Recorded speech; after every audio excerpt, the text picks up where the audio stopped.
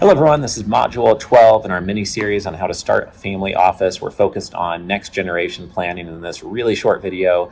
Again, this is a 5.5 hour workshop or mini long coffee meetings and Zoom phone calls with you directly, all condensed down to a series of just a little bit over a dozen short videos, just to make it convenient to get to know us and get some insights without spending any time or money to get this information. So related to next generation planning, lots of families like to get their children involved in the business. Some want to have them get experience outside the business and outside their portfolio, or have them manage one single family residential rental to begin with, or something relatively small to begin with to get experience. Other families want to buy their kids a business or have them save up their money and put down half the money to buy a business. They buy the other half and have them pay off a little debt note and learn how to make money in a business rather than earning an allowance. When my girls asked to buy a Tesla car, like a little toy Tesla they can drive around the neighborhood, made for kids, I didn't want to spend $400 on it just because they asked for it. I told them we should do a lemonade stand. And we did a lemonade stand down at the by the Starbucks in town. And we brought in $55 per day. Recently, we did one that brought in $250 per day. Actually just in 90 minutes, and they were able to buy the Tesla and buy some toys with that money they earned.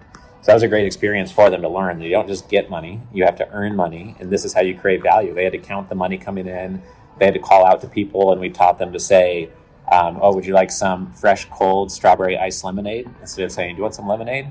And got them to be bold enough to call out to people across the street on the other sidewalk. We had them make the signs and figure out how much we want to sell. Do we want to sell lemonade for $1? Do we want to sell for $3? And hope they tip us with a $5. They had to make the designs, make our logo. They came up with the sign and the brand name, Lemonade Depot, or Lemonade Stand Depot was the name that they came up with. And they also just learned what it's like to be a salesman, that you get rewarded by that, by making more sales, by putting yourself out there and taking a risk. The other thing with next gen planning is that while it is really obvious that every company should have values, so you know who to hire, who to fire, what clients to put up with, what clients to attract, what the company stands for, what the founder believes in as a leader, it's so common sense it would be lame and boring for me to suggest that for a company you own, make sure you have values for the company. Everybody learns that in business school. But what's strange is that I just walked out of a workshop where I gave a speech on the exact same topics as this mini-series, and out of 40 ultra-wealthy people in the room, everybody said their companies had values. Not a single person had values on their wall at home for their family and have values established. Why would you not? Your family needs to work together. It's more important than having your company work together.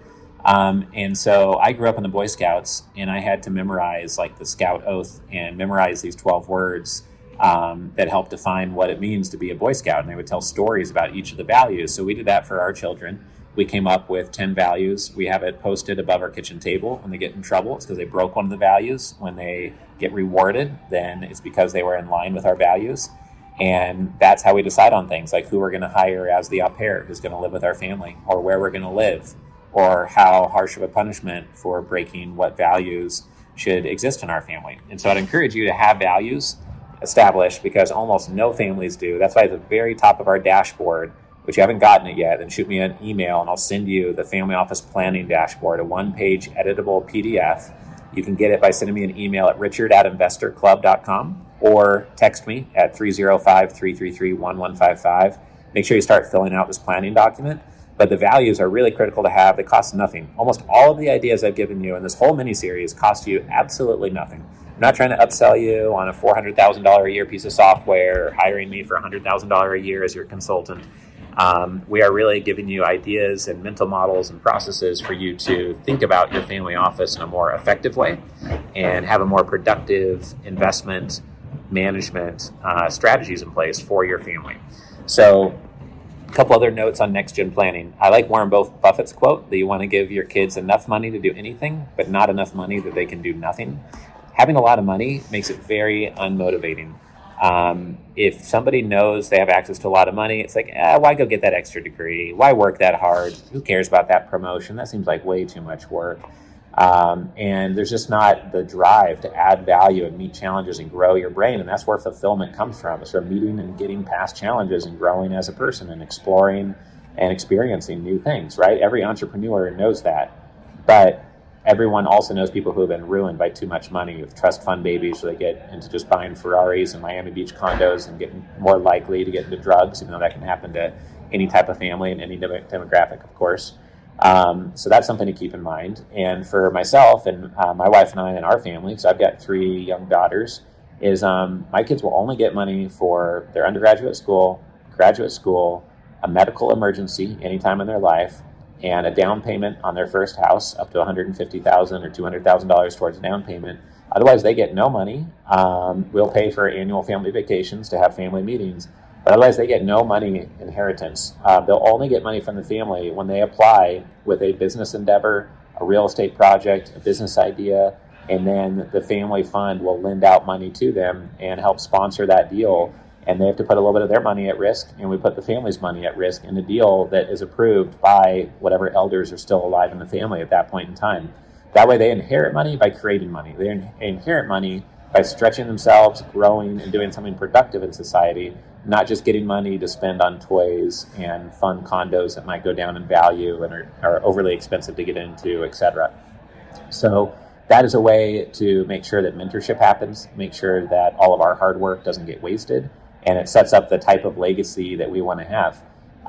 We do have lots of real estate in our portfolio and on our balance sheet already. We do have a lot of equity stakes in companies, and we will have, I believe, just over the next couple of years, over 1,000 acres of land in our portfolios and funds as well. And some of those pieces of land will be a lot of fun to use and have recreational use, but also be productive as short-term rental assets or real estate assets long-term. So with next-gen planning, it's just important to show them the one-page dashboard, talk to them about the plans and strategies, talk to them about the money early, talk to them about contracts you're negotiating, fees, investment structures, what you've learned while creating your wealth, to pass that down through stories, but also pass it down through your values, the objectives of the family office, the mission of the family office, and sharing what you do that's positive with your money. Are you helping one of your employees buy their first house and giving them a bonus that they haven't even earned yet, that they can work off over a few months to get the down payment together for a house? Did you pay for an employee for 5 months while they laid in a hospital bed, just as if they were working to support them and their family?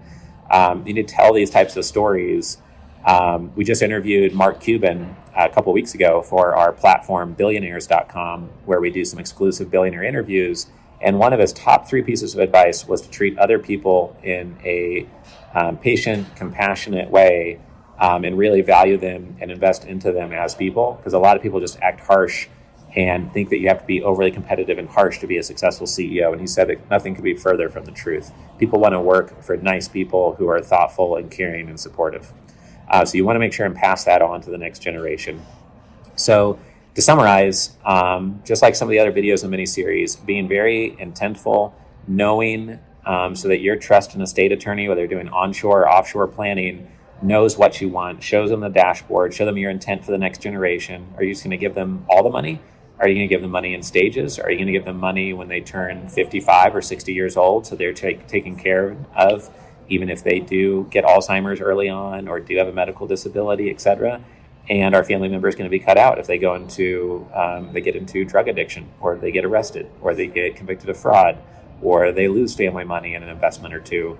What's the maximum amount of money they can go to the family for on their next investment if that happens? So thinking all that out so that your trust and estate attorney can structure things so that you can communicate the right things to the next generation is all really important. So if you have questions on this or any other modules in the mini-series, please reach out. Again, this was module number 12. Next up, we have module number 13, which is on investing in your health and well-being, which is one of the most important modules, but I want to share it last because you hear so many people giving out advice about health, but it's not really dialed into the ultra-wealthy segment. So I'm going to talk to you about that. And then we're going to give some case studies on families we're working with or have worked with, insights from that, just to share the variety of families and situations we work with. And then going to wrap it all up with a conclusion video and next steps and resources that you can leverage. So see you on the next module.